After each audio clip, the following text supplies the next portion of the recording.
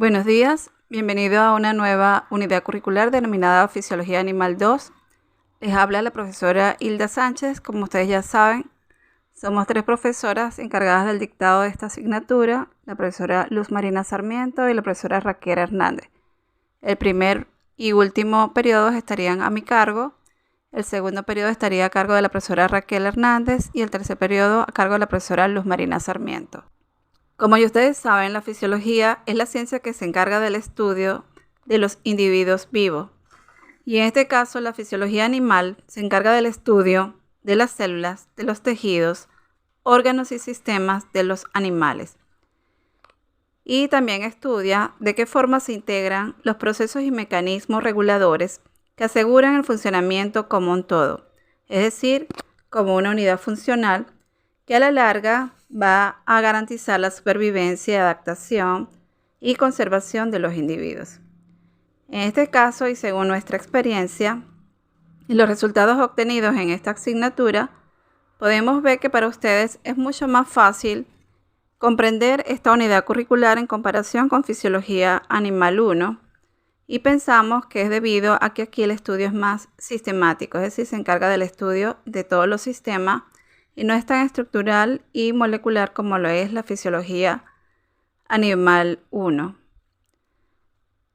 En este caso, es importante que ustedes se comprometan, ya que parte de sus conocimientos van a depender del interés que ustedes tengan por investigar y profundizar mucho más los conocimientos ya adquiridos en Fisiología Animal 1, como son el transporte, los neurotransmisores, las cascadas de señalización, que son muy importantes para que ustedes puedan entender cómo funcionan en este caso todos los sistemas que vamos a abarcar en el estudio de la Fisiología Animal 2. Esta unidad curricular, al igual que Fisiología Animal 1, consta de 4 periodos. El primer periodo es referido a todos los componentes hemáticos, comenzando con los primeros componentes de la sangre, como son el plasma y los eritrocitos. Luego hablaríamos sobre las características de los leucocitos. El tercer tema serían las plaquetas y el mecanismo de coagulación. Y el cuarto sería todo sobre la fisiología de la inflamación. La unidad 2 consta de todo lo que es el sistema cardiovascular, comenzando por la fisiología de la circulación sanguínea.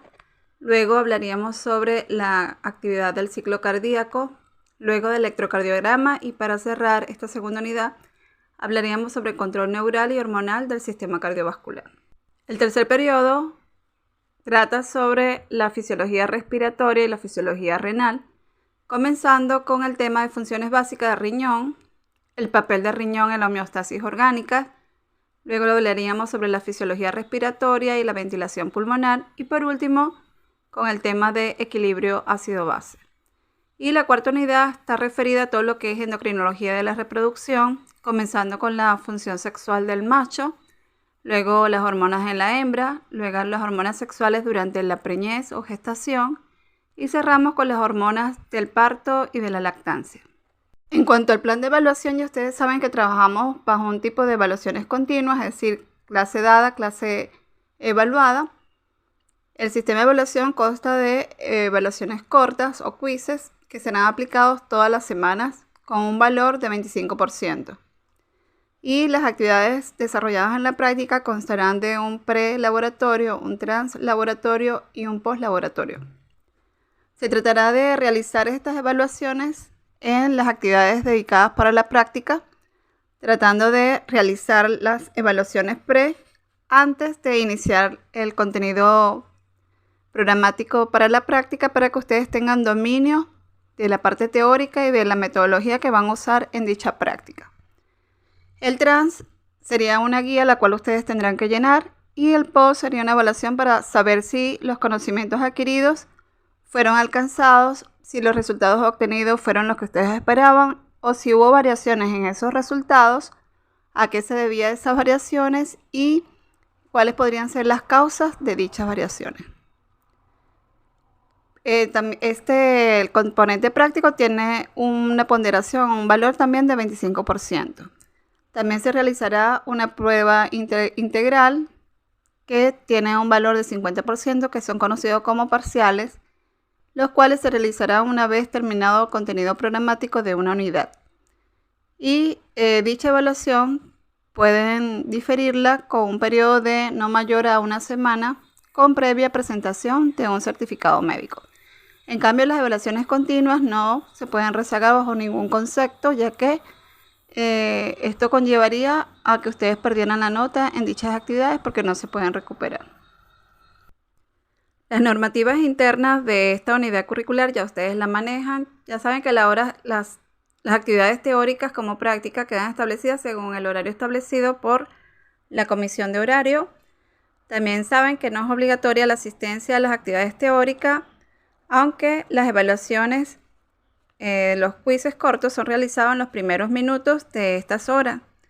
Por lo tanto, si ustedes así lo disponen, pueden presentar su evaluación y luego retirarse, ya que no se tomará en cuenta la asistencia a dicha actividad. Aunque por experiencia propia, ya ustedes saben que la mayoría de las preguntas que realizamos en las evaluaciones se derivan de este tipo de actividades o clases teóricas dictadas en el aula. Por otro lado, la asistencia a las actividades prácticas, si son de carácter obligatorio, ya saben que su inasistencia implicaría no tener notas en las evaluaciones realizadas en dicho horario, ya que aquí se montará una práctica y el cual generará 3 notas que son el prelaboratorio, el trans y el post. Si por X motivo ustedes no pueden asistir, lamentablemente perderán las notas a dichas actividades, ya que ellas no se pueden recuperar como lo dijimos anteriormente. Y estas actividades deben realizarse el día y la hora señalada, por lo que se sugiere tomar las previsiones para asistir a las mismas. En cuanto a la normativa de su comportamiento, ya la conocen, pero ahora se anexará que está terminantemente prohibido el consumo de chimú y de alimentos durante el desarrollo de las actividades teóricos prácticas. Aparte de ello, es importante la presencia y la apariencia personal, por lo que no se permite la entrada a las actividades tanto teóricas como prácticas con shorts o ropa demasiado escotada. Una vez que ustedes ingresen al laboratorio, deben dejar todo cual lo consiguieron al terminar dicha actividad. No subirse en los mesones, no rayar los mesones, no rayar las paredes, colocar las basuras en sus depósitos destinados para ellos, poner los teléfonos en silencio y evitar salir y entrar de las aulas o del laboratorio una vez que hayan ingresado a dichas actividades, con el fin de evitar distraer a sus compañeros y el desarrollo de dicha actividad. Ahora prepárense para dar inicio a dicha actividad teórica, la cual está referida al componente de la sangre, y en esta primera clase vamos a hablar sobre el plasma y los eritrocitos.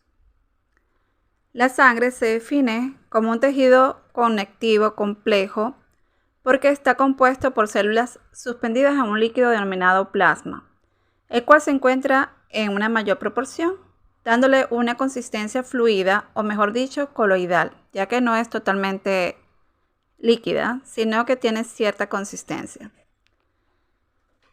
Ya como vimos en Fisiología Animal 1, ¿verdad? El plasma pertenece a los líquidos extracelulares, conocido como líquido vascular, que constituye aproximadamente el 6% del peso corporal del animal vivo y aproximadamente el 8% del total de los líquidos corporales de un individuo.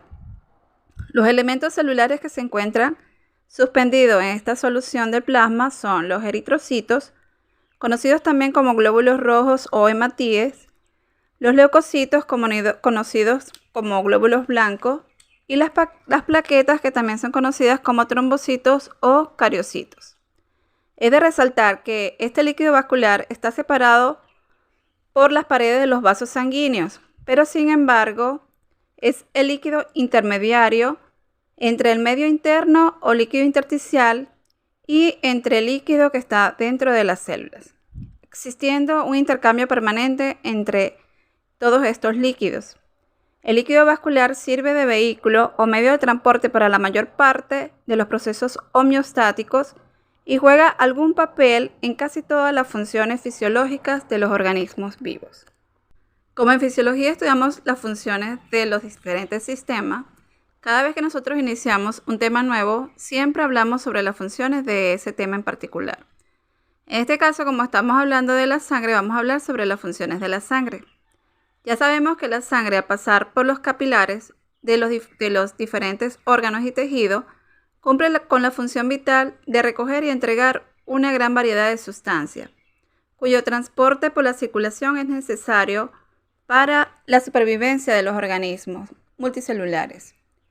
En un principio, y lo más importante, es extraer el oxígeno de los pulmones a través de los capilares alveolares y llevar ese oxígeno junto con la glucosa a los diferentes órganos y tejidos a través del proceso de la circulación sanguínea. En un principio, y lo más importante, es la entrega ininterrumpida de oxígeno y glucosa al cerebro y al corazón, que son considerados los órganos críticos del organismo. También es importante que la sangre lleva a la célula aminoácidos, ácidos grasos, oligoelementos y otras sustancias para su nutrición o para su incorporación en compuestos celulares o productos de secreción. La sangre llega a las células, las hormonas y vitaminas que regulan los procesos metabólicos y celulares. Por medio del intercambio constante de moléculas en el líquido intersticial, la sangre contribuye al mantenimiento de las concentraciones de electrolitos del líquido intersticial dentro de los valores normales o lo que es conocido como la homeostasis del organismo. Aparte, mantiene el pH dentro de los rangos normales para un buen funcionamiento de todos los tejidos y sistemas. La sangre además transporta los productos de desecho del metabolismo celular hasta sus órganos encargados de su eliminación, como por ejemplo lleva el CO2 hacia los pulmones, la bilirrubina al hígado y los productos nitrogenados no proteicos hacia los riñones, para que ellos a través de diferentes mecanismos se encarguen de la eliminación de esos productos de desecho. También es importante que en los animales de sangre caliente, la sangre transporta el calor generado en los órganos profundos para llevarla hasta la piel y los pulmones para que dicho calor sea disipado, ya sea a través de los procesos de convección o a través del proceso de expiración del aire de los pulmones. Asimismo, la sangre también cumple funciones esenciales en cuanto a la protección del cuerpo, a través de unas células especiales conocidas como leucocitos, los cuales combaten los microorganismos invasores, interviniendo en el mecanismo de inflamación y comienzan las respuestas inmunológicas a materiales extraños que puedan ingresar las barreras naturales de ese sistema. Los anticuerpos y los componentes del complemento desempeñan un papel vital en estas reacciones de defensa. Otro grupo celular que está suspendido en la sangre son las plaquetas y las proteínas coaguladoras, las cuales mantienen lo que es la hemostasis, que no es más que el mecanismo que evita la pérdida de sangre una vez que se ha perdido la continuidad de los vasos y se evita de esa forma la extravasación de la sangre a través de esas pérdidas de continuidad. Si se mezcla sangre con anticoagulante, es decir, un producto que evita que la sangre se coagule, se pueden separar por centrifugación o si se deja en reposo por un periodo de tiempo, según el peso específico de cada uno de los componentes de la sangre. En este caso, después de cierto periodo vamos a tener 3 partes. Por eso, en la parte inferior se van a acumular todas las células rojas, ya que su peso específico es mayor. Por lo tanto, vamos a tener un acúmulo de estas células en la parte inferior del mismo y a este grupo de células rojas se le conoce como volumen celular empaquetado, que es lo que normalmente nosotros medimos para que nos dé el valor del hematocrito, que cuando veamos la práctica vamos a ver cómo es el proceso. El valor de este volumen celular empaquetado es de alrededor de 45% aproximadamente, dependiendo de las especies. Por encima de esto vamos a encontrar una pequeña capa constituida por células blancas y plaquetas, que ocupan un volumen de 0.5 al 1%, y por encima de estas capas celulares vamos a tener el sobrenadante. Este estaría ubicado en la parte inferior de la muestra, ocupando un volumen de alrededor del 54%. Este sobrenadante a simple vista pareciera sin importancia, pero allí vamos a tener disuelto una gran variedad de compuestos que cumplen un sinnúmero de actividades fisiológicas.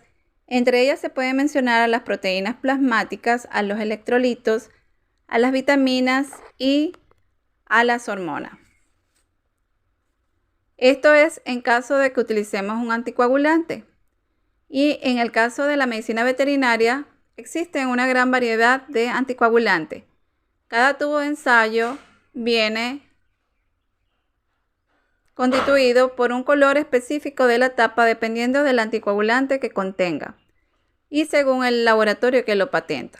Dependiendo de la prueba a realizar a nivel de laboratorio, se van a utilizar diferentes colores de estos tubos de ensayo y que la identificación del mismo viene dado por el color de la tapa según el anticoagulante que esté disuelto en el mismo.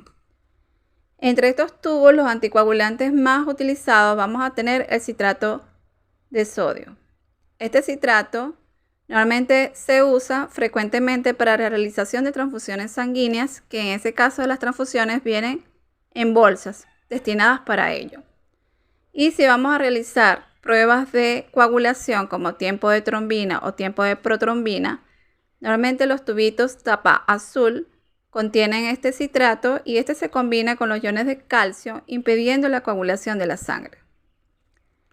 El tubo con la tapa violeta contiene el anticoagulante con un compuesto quelante, como son las sales del ácido etilendiamino tetracético o conocido como EXTA, el cual se usa para realizar estudios que requieran que la morfología y el tamaño de las células sanguíneas se mantenga constante, es decir, que no se modifique. Esto normalmente se usa para hacer contajes celulares. El tubo tapa roja no posee anticoagulante como tal, sino que posee pequeñas partículas de sílice que más bien ayudan a que se activen los procesos de coagulación. El tubo tapa verde contiene el anticoagulante heparina, el cual es un polisacárido conjugado, siendo el anticoagulante natural producido por los basófilos de la sangre y por las células cebadas, las cuales están ubicadas en el tejido conectivo que rodea los capilares sanguíneos. Y al igual que el EXTA, se utiliza para estudios donde es importante mantener constante el tamaño de los leucocitos. Se usa también para medir concentraciones de los valores de hemoglobina o estudios hematológicos de morfología o métodos cuantitativos que incluyen a células e índices sanguíneos. Existen otros tubos que se utilizan, pero que no son tan frecuentes. Por ejemplo, los tubos con tapa gris que poseen el fluoruro de sodio que actúa como un agente antiglicolítico, el cual garantiza de que la glucosa no se degrade una vez que se ha tomado la muestra. Aparte posee el anticoagulante oxalato de potasio y este se usa para hacer pruebas de glucosa. También tenemos otros tubos, como por ejemplo el tapa amarilla, el cual se usa para separar el plasma de las muestras de glóbulos rojos y a través de un gel separador. También tenemos tubos con tapa azul oscuro, que normalmente se usa para realizar estudios toxicológicos y de oligoelementos. El tapa negra se usa para pruebas de BCG en pediátricos y también es importante que tengamos en cuenta el tipo de estudio de laboratorio que vamos a realizar para hacer una buena selección o elección del tubo de ensayo que vamos a usar para esa prueba. Ahora vamos a ver cuáles son las diferencias entre el plasma y el suero. Cuando tomamos sangre en un tubo sin anticoagulante, es decir, un tubo tapa roja, o cuando se pierde sangre del cuerpo, esta sangre perdida se convierte en una masa gelatinosa que después de cierto tiempo, ese coágulo formado se retrae, con lo que se exuda un líquido claro y acuoso llamado suero. El suero y el plasma son casi similares, solo que en el suero muchas proteínas que estaban en su forma inactiva se activaron para formar el coágulo. Dentro de ellas tenemos el fibrinógeno, que se activa para formar la malla de fibrina. La protrombina, por otra parte, se activa para formar la trombina, y así muchas proteínas procoagulantes se consumen durante la formación de este coágulo sanguíneo. Otra de las diferencias entre el suero y el plasma es que en el suero se encuentran pequeñas cantidades de unas sustancias derivadas de las plaquetas después de que estas plaquetas se activan y se degranulan, liberando ciertos factores conocidos como factores derivados de la plaqueta. Dentro de estos factores tenemos el factor de crecimiento, el cual juega un papel muy importante desde el punto de vista fisiológico, sobre todo en la cicatrización y regeneración de tejidos nuevos que ocurren durante estos periodos en los cuales hay pérdida de continuidad en los vasos sanguíneos. Ahora vamos a ver cuáles son los componentes del plasma. El plasma está compuesto por una solución acuosa de proteínas, electrolitos y pequeñas moléculas orgánicas. En 100 ml de plasma contiene aproximadamente el 91-92% de agua y el 8 al 9% restante son sólidos, si estamos hablando de un animal adulto. Más del 7% del plasma consiste en proteínas plasmáticas como la albúmina, globulina y fibrinógeno. Otras proteínas que existen en microcantidades son anticuerpos, enzimas y algunas hormonas de composición proteica, como por ejemplo la insulina. Aparte, en 100 ml de plasma se van a encontrar alrededor de 900 miligramos de electrolitos. Estos son componentes inorgánicos que incluyen a los minerales, especialmente iones de sodio, cloruros y bicarbonatos. Pero también poseen pequeñas cantidades de iones de potasio, calcio, magnesio y fosfato, azufre y yodo, entre otros. Estos minerales participan en el mantenimiento de la presión osmótica, en la formación del hueso, en la excitabilidad nerviosa y muscular, como ya vimos en Fisiología 1, ¿verdad? El plasma también posee componentes orgánicos como aminoácidos y ácidos grasos, así como glucosa, en la cual encontramos aproximadamente 100 miligramos de glucosa. El equilibrio de los componentes orgánicos incluye los compuestos nitrogenados no proteicos como urea, ácido úrico, creatinina, creatina, xantinas, etc., que corresponde aproximadamente a 25 miligramos y en su mayoría son considerados productos de desecho. Y poseen además varios cientos de miligramos de lípidos en la forma de fosfolípidos, triglicéridos y colesterol. Así como pueden ver, el plasma no es tan simple como lo vemos, sino que tiene muchos componentes los cuales juegan un papel muy importante en las funciones fisiológicas del organismo vivo. Si observamos una muestra en la cual tenemos plasma, podemos ver que va de un color amarillo a incoloro. Según la cantidad de sangre que hayamos extraído, según la especie animal que estemos estudiando o según la dieta que haya consumido ese animal. El plasma es casi incoloro cuando lo examinamos en una capa fina y es de amarillo claro en aquellas especies como perros, gatos, ovejas y cabras, en la cual va desde un amarillo bien claro a incoloro, dependiendo si es en grandes cantidades o no. En el caso de grandes animales, como en las vacas y en el caballo, podemos ver que el color del plasma es mucho más oscuro en comparación con estas especies. Este color que observamos resulta principalmente de las concentraciones variables de un pigmento llamado bilirrubina, aunque otras sustancias como el caroteno y otros pigmentos son factores contribuyentes al color característico del plasma.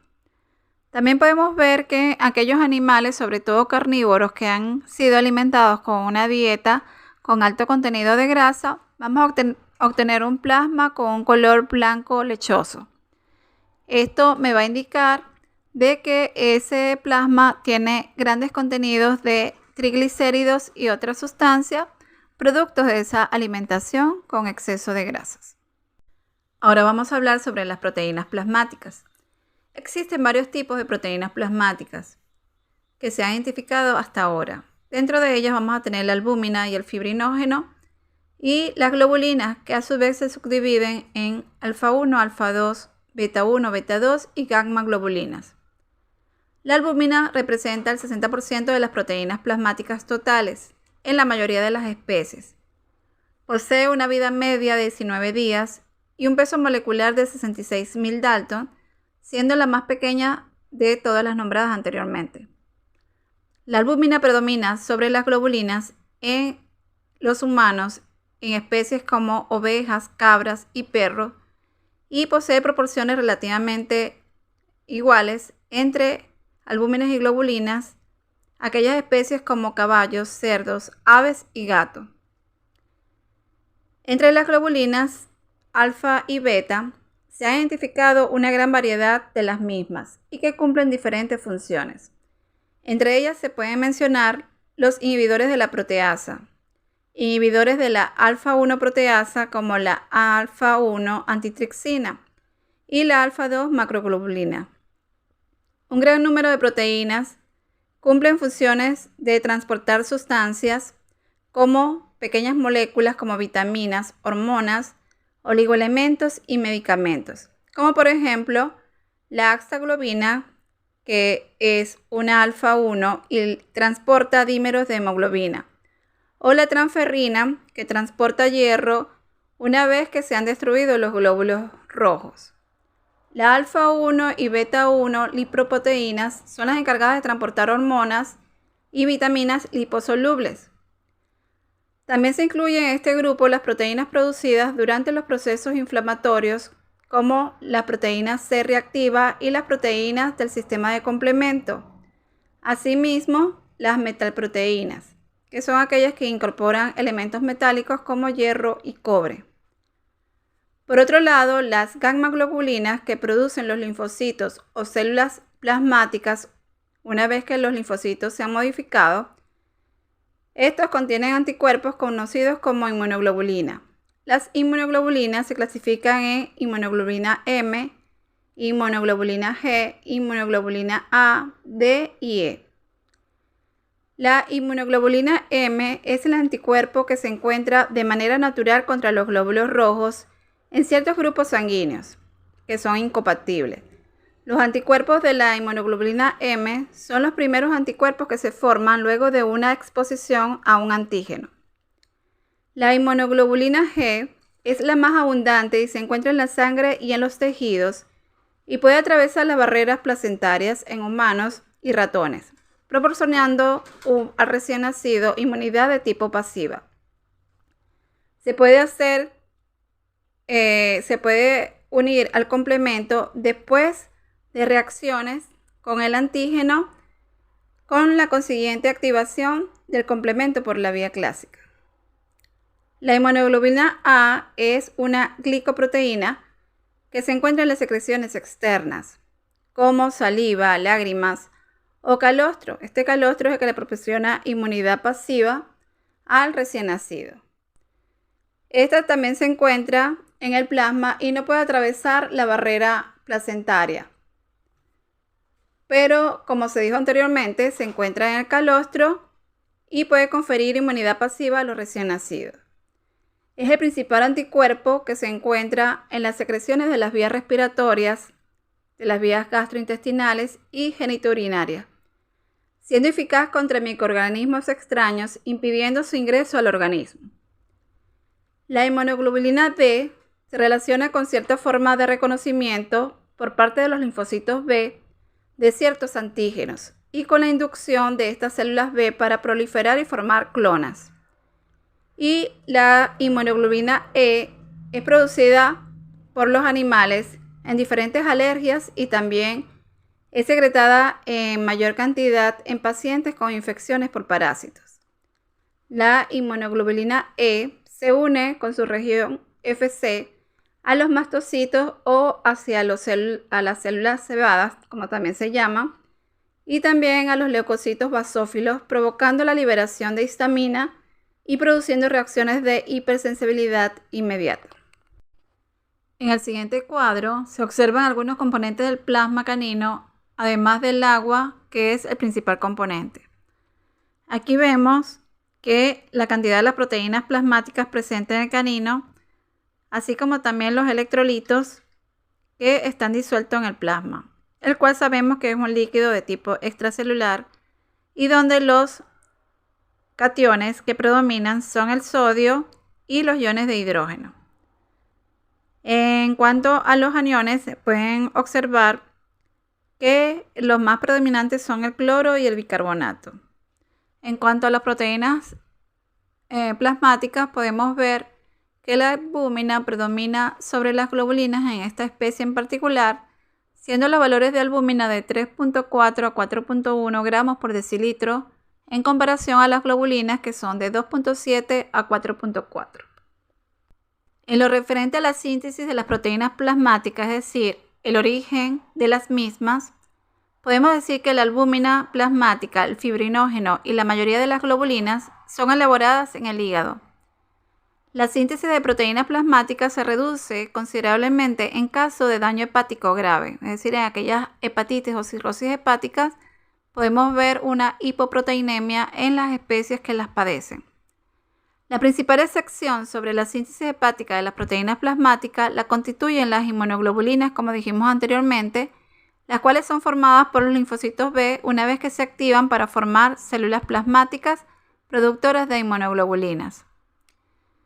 De esta manera, los macrófagos también forman considerables cantidades de algunas proteínas que son componentes del sistema del complemento.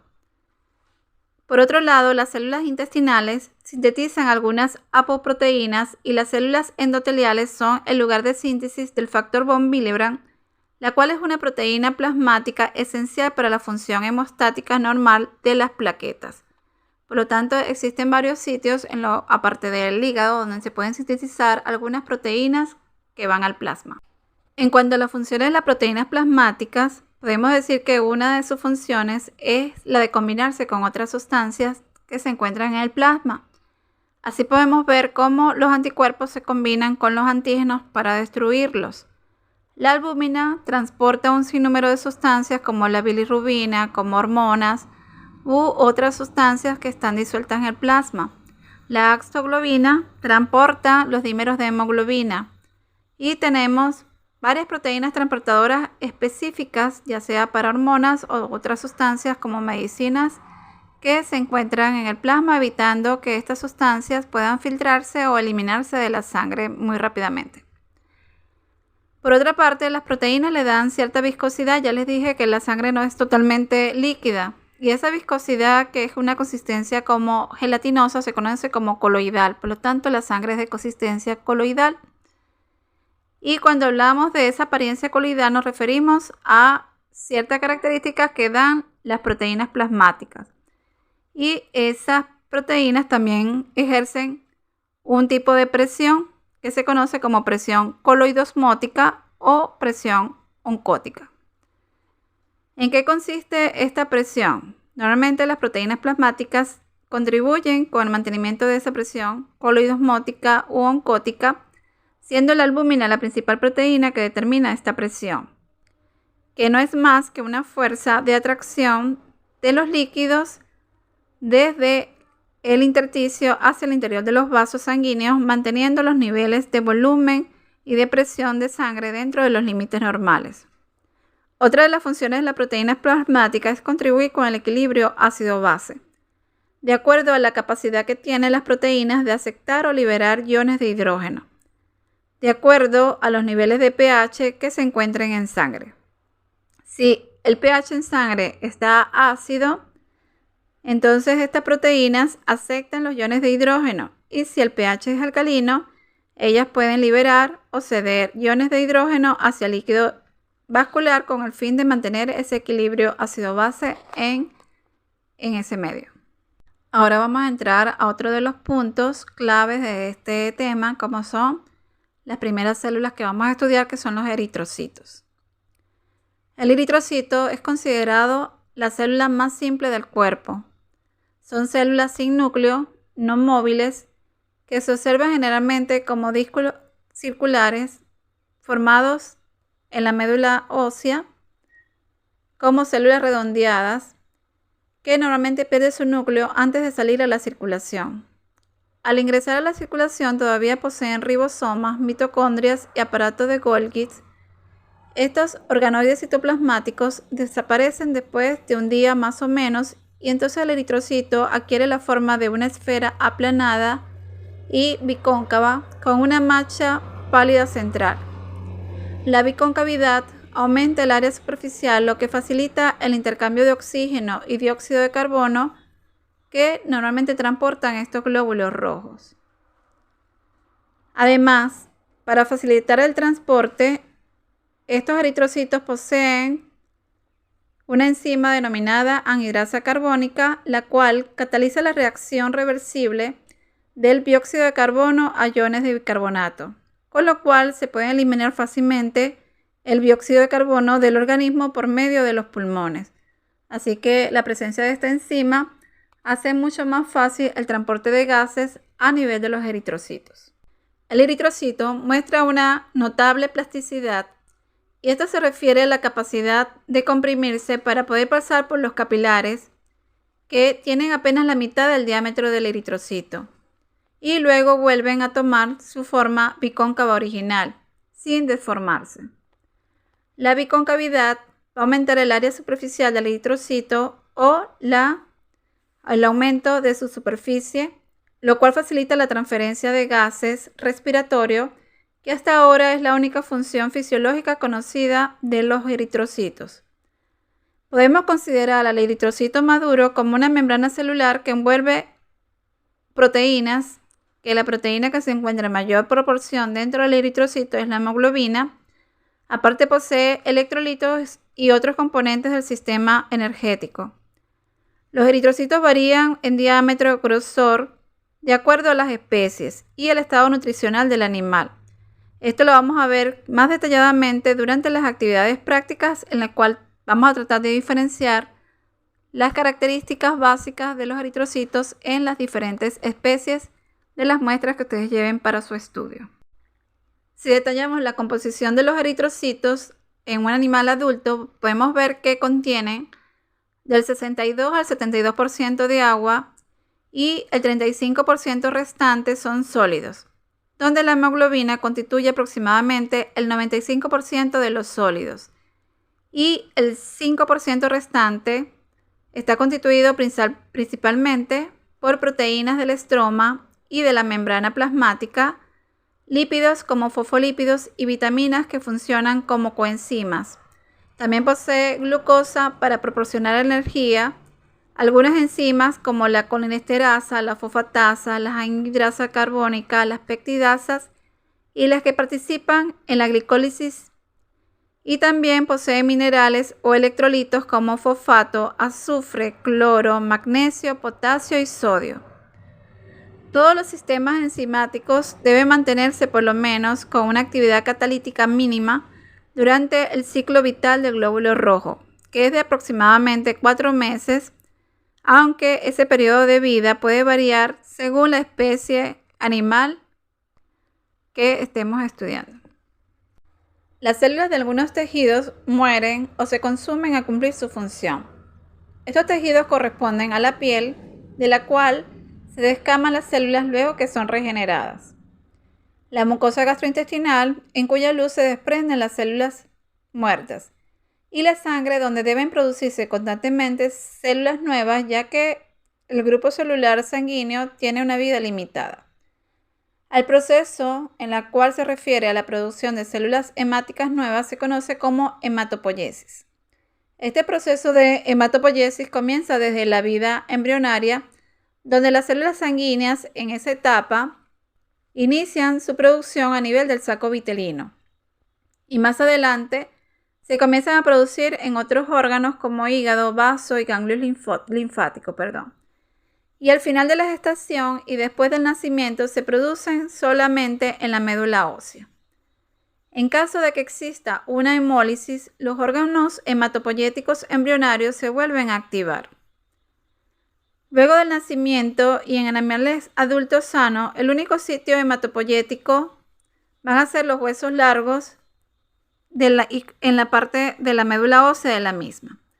Cuando esta médula ósea es sustituida por grasa a medida que el individuo muere, solo serán productoras de estas células sanguíneas el cuerpo de la médula ósea roja de las vértebras, las costillas, el esternón y la pelvis, permaneciendo activas en animales más viejos, y hay una tendencia gradual de disminuir la actividad de la médula a medida que el animal avanza en edad.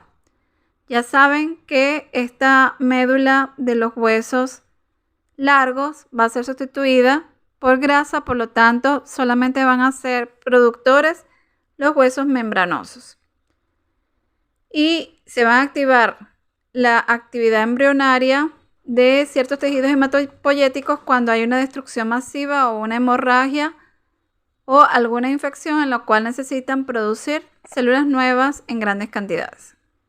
En la imagen se puede ver un microambiente hematopoyético, que son los tejidos específicos de sostén de estos órganos que permiten el crecimiento y diferenciación de las células blásticas.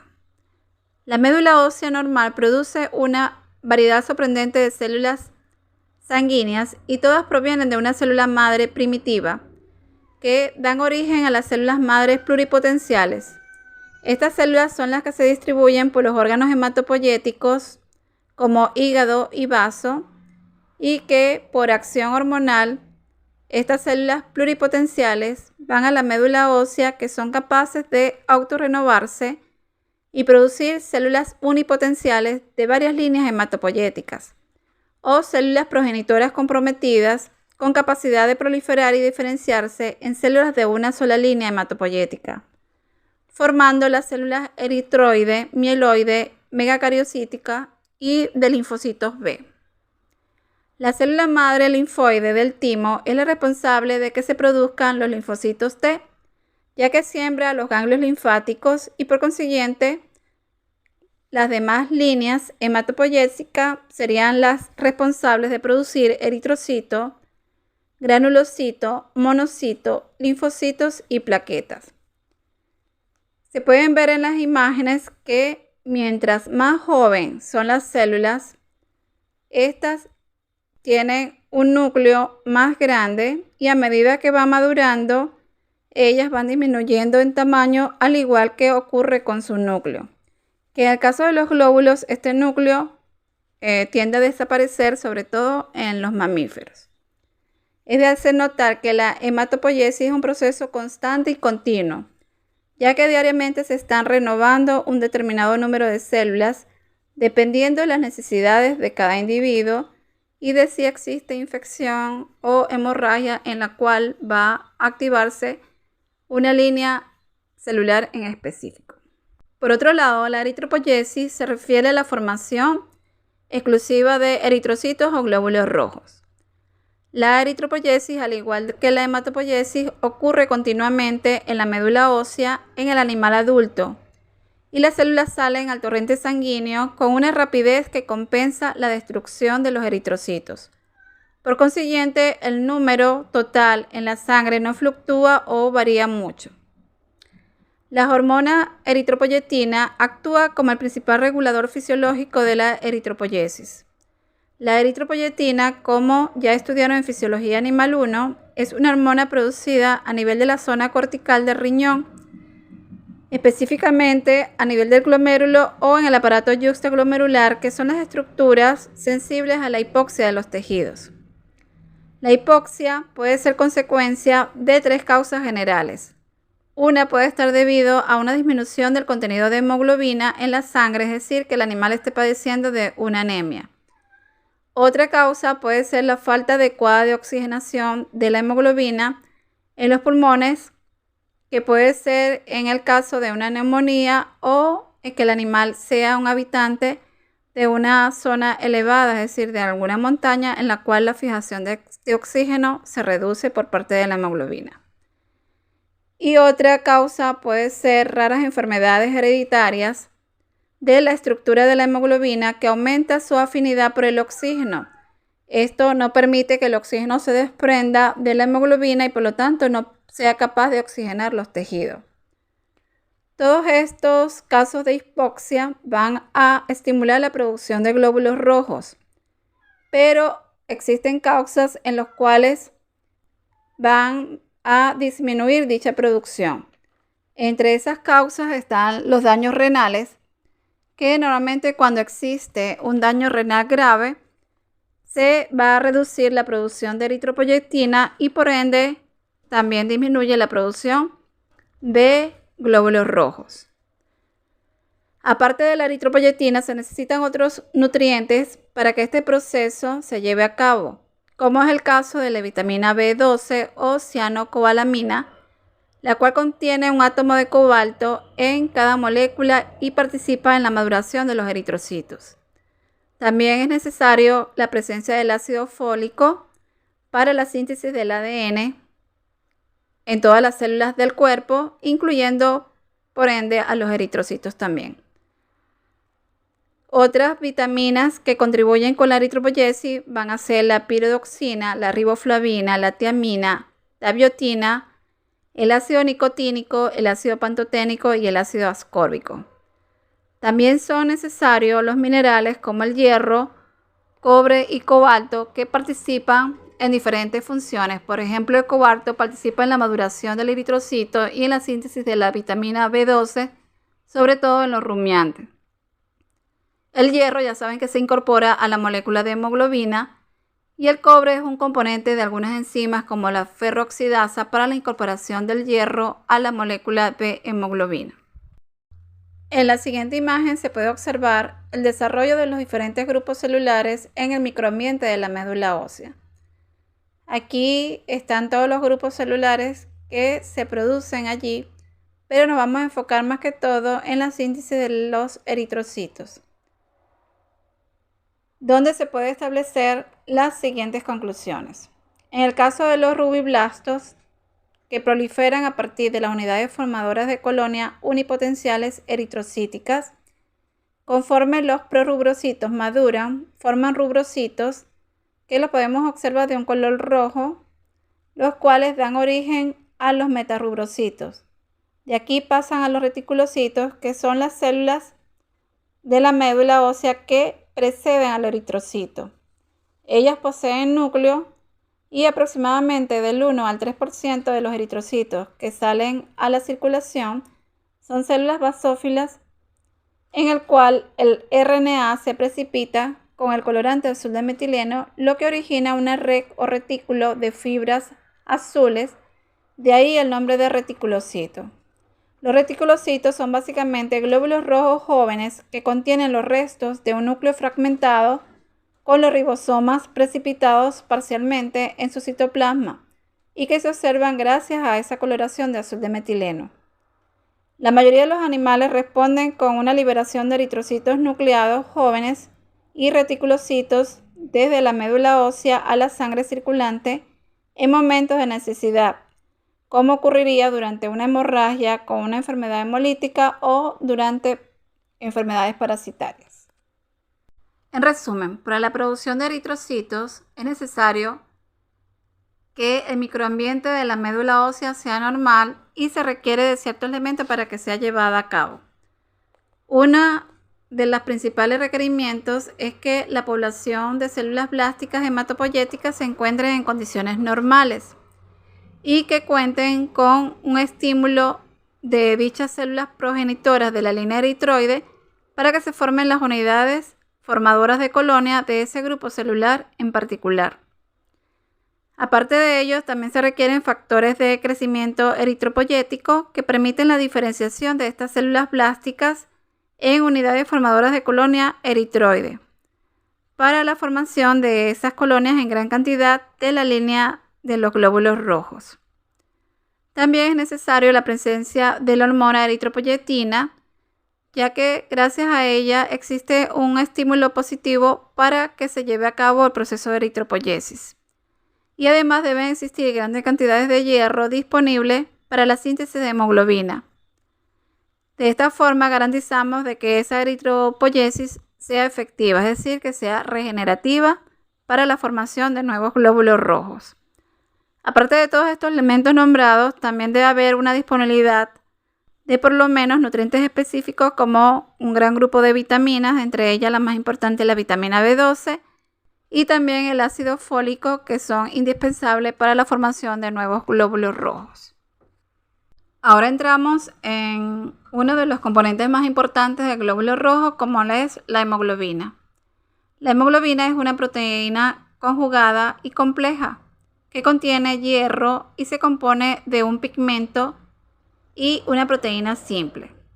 El pigmento está constituido por el grupo heme y la proteína sería la globina. La hemoglobina es la encargada de darle el color característico a la sangre gracias a ese pigmento sanguíneo que les dije que era el grupo heme, el cual es un compuesto metálico que contiene un átomo de hierro. La hemoglobina tiene 4 cadenas polipeptídicas, sobre todo la hemoglobina sanguínea, identificadas como alfa, beta, gamma y delta. La biosíntesis de la hemoglobina comienza en el rubrocito y continúa en las siguientes etapas del desarrollo celular del eritrocito. Ya ustedes saben que el tiempo de vida de un eritrocito es de aproximadamente 120 días, dependiendo de las especies.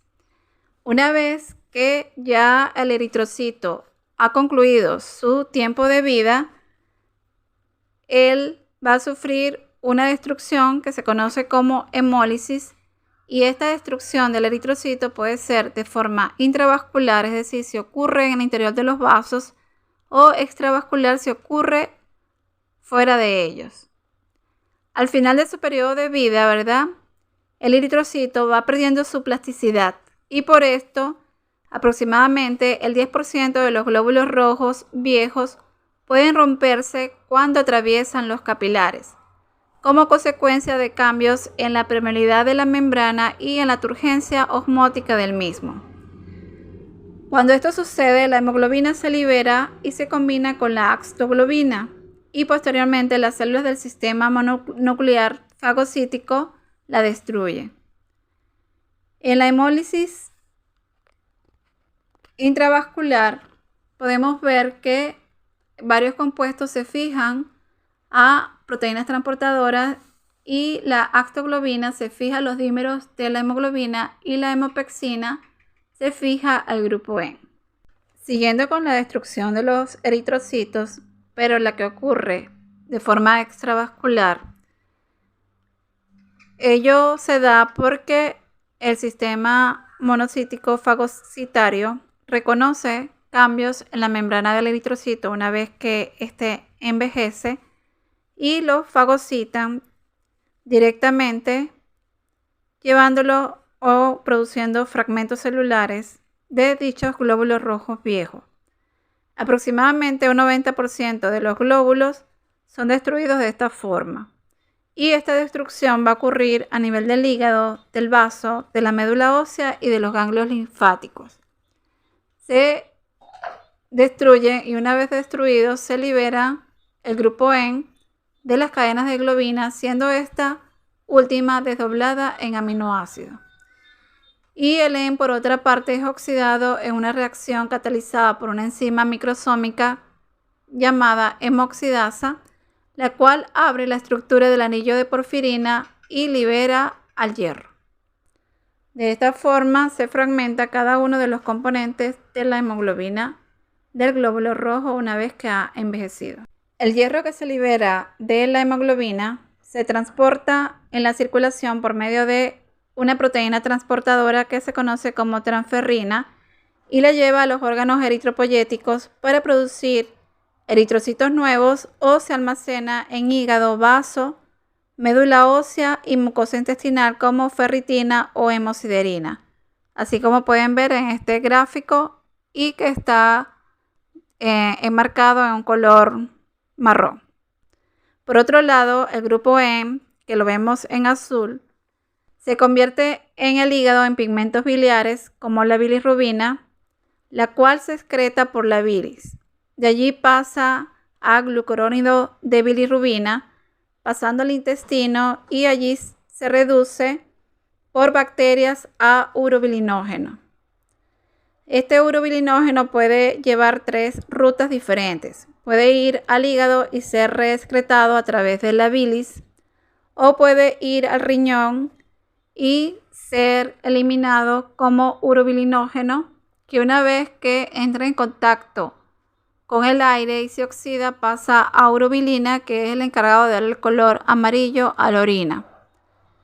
Por otro lado, puede continuar por vía gastrointestinal y este urobilinógeno se convierte en estercobilinógeno, la cual se oxida formando la estercobilina y es la que le da el color característico a las heces. Por otro lado, el componente proteico de la hemoglobina, que es la globina, va a ser fragmentado por enzimas proteolíticas y van a liberar aminoácidos, y estos pueden usarse en la síntesis de nueva hemoglobina o puede usarse para la síntesis de otro tipo de proteínas. En esta clase vamos a hablar de los tipos de hemoglobina, en las cuales nos vamos a enfocar en 4 tipos. Uno de estos tipos es la oxihemoglobina, que es la hemoglobina que tiene una relación fisiológica importante con el oxígeno. Durante su paso por los capilares respiratorios o los alvéolos respiratorios, la hemoglobina se combina con el oxígeno para formar oxihemoglobina, la cual cede su oxígeno a los tejidos conforme circula por los capilares sistémicos.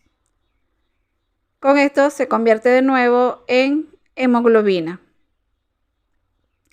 La oxihemoglobina, con sus soluciones acuosas y en la sangre arterial, tiene un color rojo brillante, mientras que la sangre venosa tiene un color rojo púrpura. La mioglobina, también llamada miohemoglobina o hemoglobina muscular, es considerada la verdadera hemoglobina, que se compone de un grupo N y una cadena polipeptídica. El grupo N es idéntico al de la hemoglobina sanguínea, en cambio la globina de diferentes especies, como la globina de la hemoglobina sanguínea, difieren un poco debido a las variaciones en su contenido de aminoácidos. La hemoglobina muscular contiene solo un grupo N, una sola molécula de globina y por lo tanto un solo átomo de hierro por cada molécula de mioglobina. La mioglobina se parece a la hemoglobina sanguínea en su función.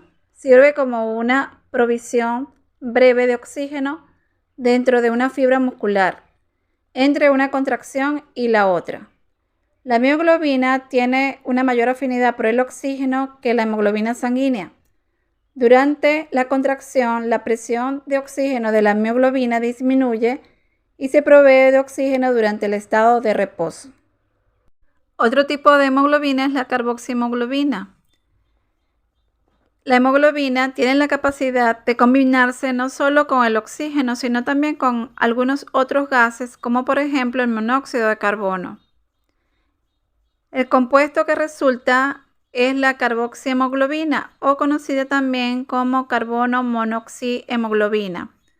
Cuando el monóxido de carbono está presente en el aire inspirado, entra a la sangre y se combina con la hemoglobina, excluyendo al oxígeno, pues la afinidad de la hemoglobina por el monóxido de carbono es más de 200 veces mayor que por el oxígeno. El monóxido de carbono se combina con el hierro del grupo N de la misma forma como lo hace el oxígeno, evitando que el oxígeno sea transportado y evitando que éste le suministre el oxígeno a los tejidos. La carboxihemoglobina es de color rojo cereza brillante. Por eso a veces cuando uno hace una necropsia puede llegar a una falsa conclusión de que el animal estaba bien oxigenado por el color de esa hemoglobina, cosa que no ocurre, sobre todo si estos animales estuvieron en contacto o encerrados en vehículos con el motor encendido, lo cual produciría una intoxicación con monóxido de carbono en poco tiempo. La metahemoglobina es un derivado de la hemoglobina y se forma por oxidación del hierro ferroso de la hemoglobina al estado férrico. Por consiguiente, es el verdadero óxido de la hemoglobina, mientras que la oxihemoglobina es un derivado oxigenado de la misma. La methemoglobina no es un compuesto tóxico, pero no se puede combinar con el oxígeno. Por consiguiente, no es útil como pigmento respiratorio de la sangre. La methemoglobina normalmente se forma en pequeñas cantidades en la sangre circulante. La methemoglobina produce una sangre de color oscuro como café chocolate y puede provocar que un animal esté cianótico. Muchas gracias por su atención. Para cuando nos entreguen las instalaciones de la universidad, vamos a tratar de ver esta práctica de eritrocitos junto con la práctica del leucocito, ya que el contenido de ambas se relaciona. También deben llevar muestras de diferentes especies animales, ya que dentro de los objetivos de la práctica está tratar de diferenciar dichas especies dependiendo de los resultados en las diferentes evaluaciones hematológicas que se les realicen. Deben también llevar dominado todo lo que es la teoría y la metodología que vamos a utilizar en las diferentes actividades prácticas que vamos a realizar, como son hemoglobina, hematocrito, velocidad de sedimentación, contaje total, contaje diferencial, etc. También deben llevar sus batas y calzado cerrado, ya que vamos a trabajar con material biológico y deben ir bien protegidos. Si es posible y está a su alcance, llevar guantes, mucho mejor, para evitar cualquier tipo de contacto con ese material biológico. Chao y espero que nuestro encuentro presencial sea pronto. Hasta luego.